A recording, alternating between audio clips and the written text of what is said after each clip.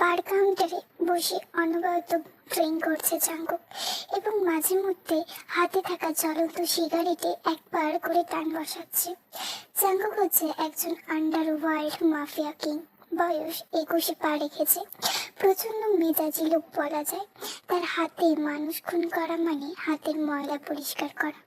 কোরিয়ার বিখ্যাত business টাইকনিক mister Kim নামজুনের মেয়ে, আমেরিকা থেকে পড়ালেখা শেষ করে আসা ভবিষ্যৎ কিম এম্পায়ারের একমাত্র উত্তরসূরি কিম তাইংকে সে আজ বিয়ে করেছে। তাইংয়ের বয়স 21 বছর। কোরিয়াতে নিজের বাকি পড়াশোনাটা শেষ করছে। এখন প্রশ্ন হচ্ছে, মিস্টার কিম নামজুন কেন নিজের একমাত্র মেয়েকে একজন মাফিয়ার সাথে বিয়ে দিল? মিস্টার কিম নামজুন অনেকের শত্রু থাকায় সে ছোট্টবেলা থেকে তাইংকে সবকিছুর আড়ালে রেখেছে। তবে শাক দিয়ে মাছ আর কতদিনই বা ঢেকে রাখা যায়। অন্তঃপর নিজের মেয়েকে প্রোটেক্ট করার জন্য তিনি মাফিয়া কিং জিয়ন জাংকুকের সাথে নিজের মেয়ের বিয়ে দিয়েছেন। আজ জাংকুক তার বিশ্বাস এবং পরিচিত মুখ। তো আজ জাংকুকের ওয়েডিং নাইট। তবে সে অনবরত বসে বাড়ি ড্রিঙ্ক করছে। জাংকুককে এভাবে ড্রিঙ্ক করতে দেখে জাংকুকের লেফট হ্যান্ড অর্থাৎ সুগা বলে উঠল, তুই এখন রুমে যাচ্ছিস না কেন? কোথাও তুই ভয় পাচ্ছিস না তো ওই মেয়েটাকে? দেখ, মাফিয়া কিং জিয়ন জাংকুক কাউকে ভয় পায় না। যে হোক, জাংকুকের রাইট হ্যান্ড বলল, এখনো Jiyeon? I am also Jiyeon. Sir নেমও পাল্টাবে না। Jiyong Taeyong, that wife of Jiyeon Jungkook. তোর অনেক কনফিডেন্স আছে, মানতে হবে। তবে যদি তাইয়ং তোকে টপ করে দেয় তখন তুই কি করবি? জাংকুক সিগারেটের ধোঁয়া ছেড়ে কথাটা তাচ্ছিল্য করে বলল, এটা কখনো ঘটবে না, বিকজ আমি তার থেকে বড় and I am mafia king. তখন জেহক বলল, তাই যদি হয় তাহলে তুই এখনো রুমে যাচ্ছিস না কেন? আমি যাব। I am also be ready. Suga জাংকুকের পিঠে থাপথাপিয়ে বলল, হ্যাঁ যা ব্রো, কাল আমরা দেখতে চাই আমাদের তাইয়ংকে খুঁড়িয়ে খুঁড়িয়ে হাঁটতে। তোর প্রোটেকশন লাগবে নাকি? জেহুক জিজ্ঞেস করলো জাংকুককে। I think I am more comfortable without using protection. বলে জাংকুক সেখান থেকে একটা বাঁকা হাসি দিয়ে চলে গেল। আর এদিকে সুগার হাবি হাসি ঠাট্টা করতে শুরু করলো। জাংকুক আস্তে করে দরজা খুলে রুমে ভেতরে প্রবেশ করলো। দেখলো তাইয়ং ঘুমিয়ে পড়েছে। একটি কোল বালিশকে শক্ত করে জড়িয়ে ধরে নিশ্চিন্তে নিষ্পাপ বাচ্চার মতো ঘুমাচ্ছে। জাংকুক বাঁকা হাসি দিয়ে তাইয়ংয়ের কাছে গেল। বিছানায় উঠে তাইয়ংয়ের পাশে বসে তার ঘুমন্ত মুখটা পর্যবেক্ষণ করতে শুরু করলো। বড় বড় চোখের পাপড়ি, সিংহের মতো ধারালো ঠোঁট জোড়া হালকা কমলা রঙের, অনেকটাই সরু। যদিও তাইয়ং এখনো অনেকটাই ছোট, তবুও তার জওয়ান চেহারা আকৃষ্ট করছে জাংকুককে। একজন পেশিশীল মানুষের থেকেও এটা আশা করাই উচিত। জাংকুক নিজের ঠোঁটে কামড় দিল এবং মনে মনে বলল, you are my wife, beautiful wife. এই কথা বললে যেই না সে তাইয়ংয়ের শরীরে হাত রাখলো তখনই তাইয়ংয়ের ঘুম ভেঙে গেল। সে এক লাফে বিছানায় উঠে বসলো। উঠে বিভ্রান্ত বাচক দৃষ্টিতে জাংকুকের দিকে তাকালো। জাংকুক মুখে ছিল পৈশাচিক হাসি। জাংকুক একটি ভ্রু উপরে তুলে লিপ্পা এসে বলল, কি হয়েছে? তখন তাইয়ং বলল, কি করছিলে তুমি?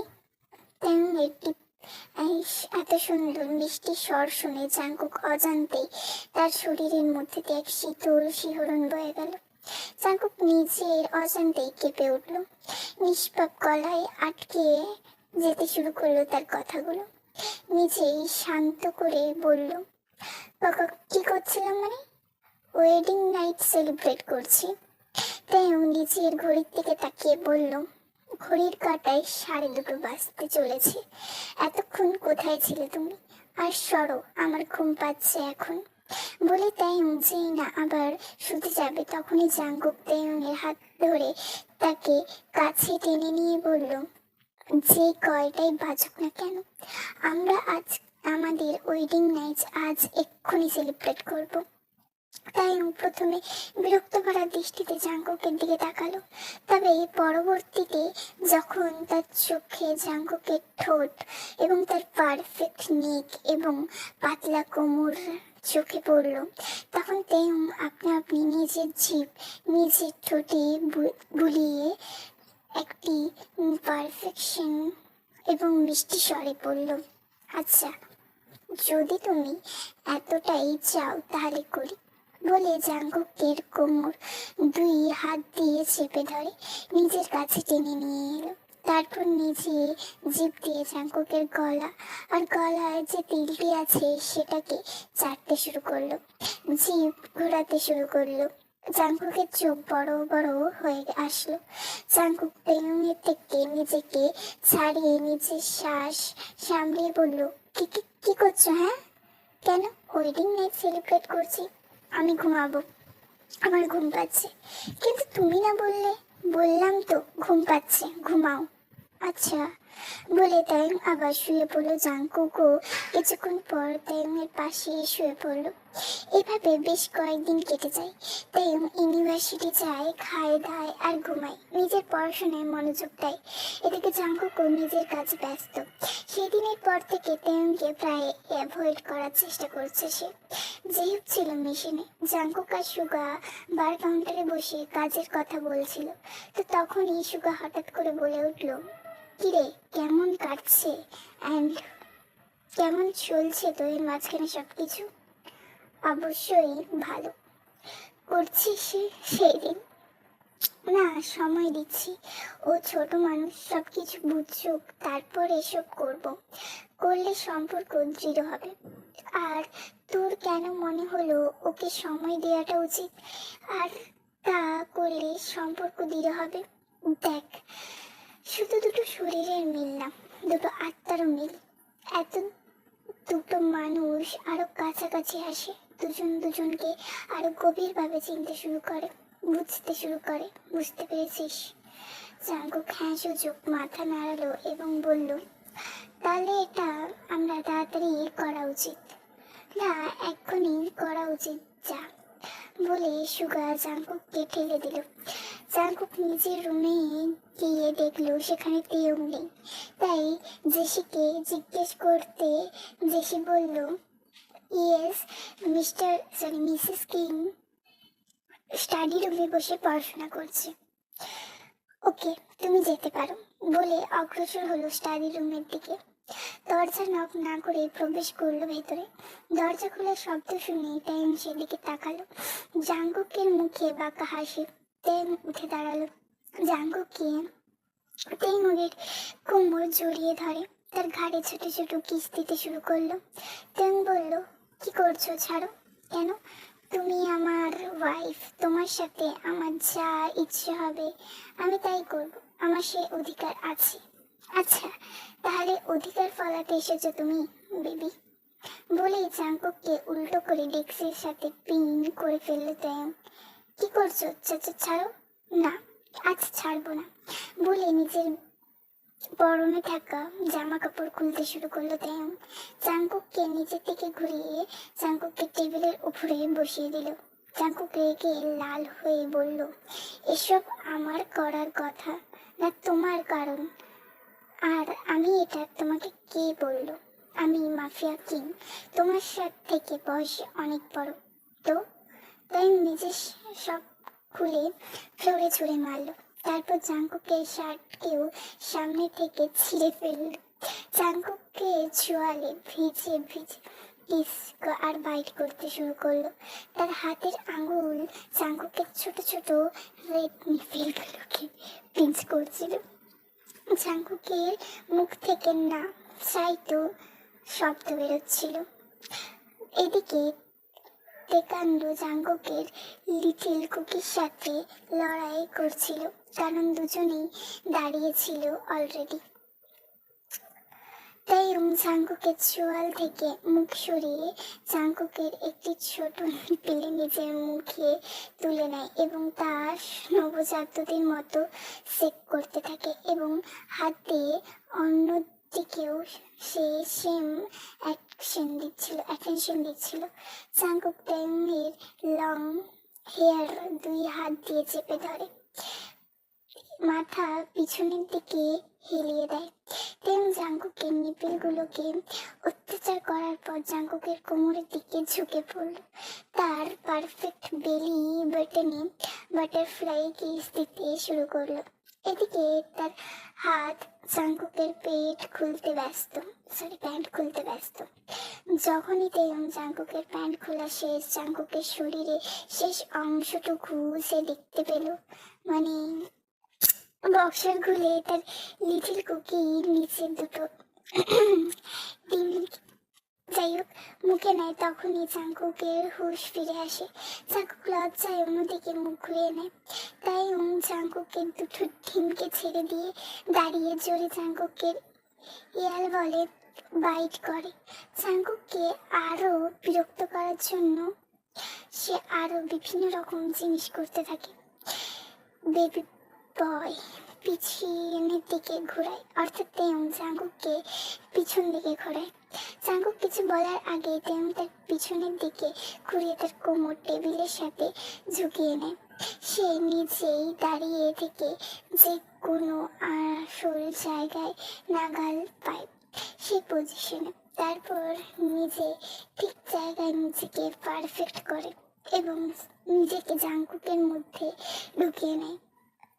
কিন্তু দোকানের সাথে সাথে সে নিজেই ব্যথায় আর্তনাদ করে ওঠে, ফাক ইউ। কিন্তু জাঙ্কুক সেই সময় গালি দিয়ে ওঠে, ফাক ইউ কিম তাইয়ুং। তাইয়ুং হাসি দিয়ে বলে, fuck you too mister King. এ কথা বলে তাইয়ুং জাঙ্কুকের লম্বা চুলগুলোকে নিজের হাতের মুঠোয় নিয়ে আরো জোরে জোরে জাঙ্কুকের ভেতরে স্টাক করতে শুরু করে এবং পাউন্ড করতে শুরু করে। জাঙ্কুকের মুখ নিজের কাছে টেনে জাঙ্কুক গলার বনে একের পর এক বাইট বসাতে শুরু করে। জাঙ্কুকের চোখ উল্টে আসতে শুরু করে। সে মুখ দিয়ে আওয়াজের পাশাপাশি তাইয়ুংকে গালি দিতে শুরু করে, কিন্তু তাইয়ুং তো এতে মজা পাচ্ছিল, তাই সে স্পিড আরো বাড়িয়ে দেয়। জাঙ্কুক হাত নিজের কাঁধে তুলে নেয়। যাই হোক, পরের দিন সকালে তাইয়ুং ইউনিভার্সিটিতে যাওয়ার জন্য রেডি হচ্ছিল। জাঙ্কুকের শরীরে এত বাইট এবং আঁচড়ের কারণে প্রচন্ড ব্যথা ছিল, তাই সে বিছানা থেকে উঠতে পারছিল না।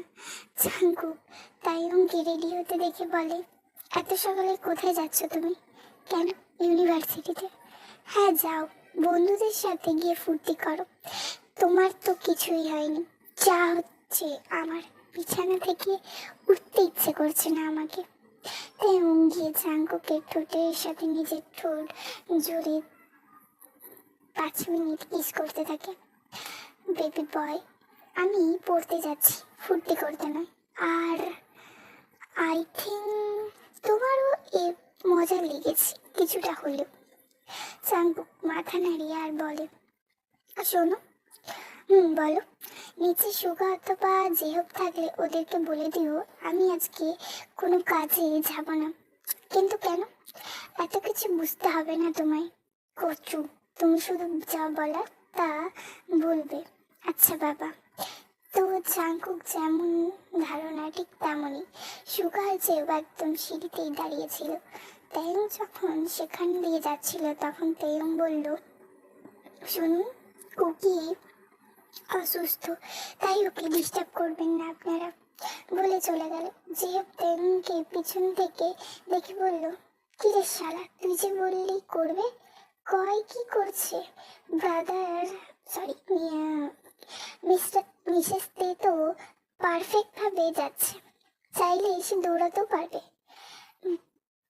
সুগা তখন বলল, তারকে এমন ভাবে বোঝালাম, ভাবলাম রুমে গিয়ে কিছু একটা হবে, সব ঠিক, কিন্তু এই জাঙ্কুকের ব্যাটা অসুস্থ কেন হলো?